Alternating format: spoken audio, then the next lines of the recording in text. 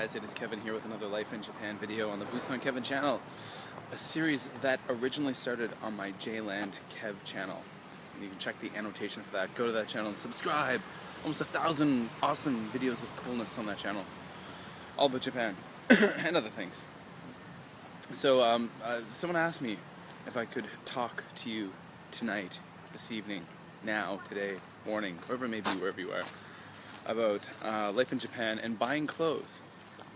And there's a person on my Facebook fan page, and go click the link below to check that out, who asks about buying clothes if you're a large person in Japan. And not necessarily very large, just a bit large. It's a very interesting topic. Buying clothes in Japan can be challenging for a lot of people who are not Japanese. Japanese people tend to be relatively petite. Women are quite petite. Men are very slim. If you look at generations of Japanese men who are my age, in the 30s, late 30s, especially younger, 20s, teens, Japanese men are getting taller and taller, quite tall actually, you know.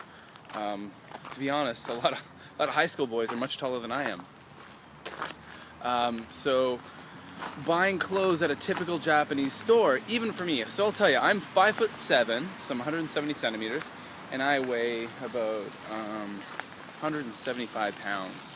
So I'm about 78 kilograms. And I actually, when I buy clothes in Japan, at a typical store, I have to buy, now when it comes to shirts, I have to buy extra large. I always have to buy the biggest shirts. So if I go to a shop like Uniqlo, or yeah, like Uniqlo, I'll use Uniqlo as kind of an example because that's a major Japanese clothing store. I have to buy extra large. I have to buy and they tend to, they cap at extra large. So I tend to buy the largest size. In Canada or America, I would probably wear a large shirt or a medium shirt. So there you go. Now pants, my waist size, if I were to buy pants in America or Canada, would be about a 33 inch. And I often, again, if I were to buy pants at Uniqlo, would have to buy one of the biggest sizes they have. So I'm not a big guy, but I do have to buy the big kind of, in a common typical Japanese store, I have to buy some of the biggest clothes. So what do you do? Well, I would suggest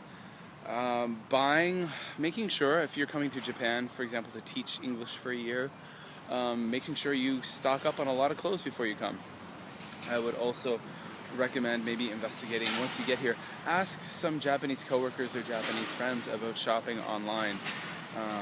Websites like Rakuten or Amazon.jp. Those may be avenues you could go to find clothes that might fit you.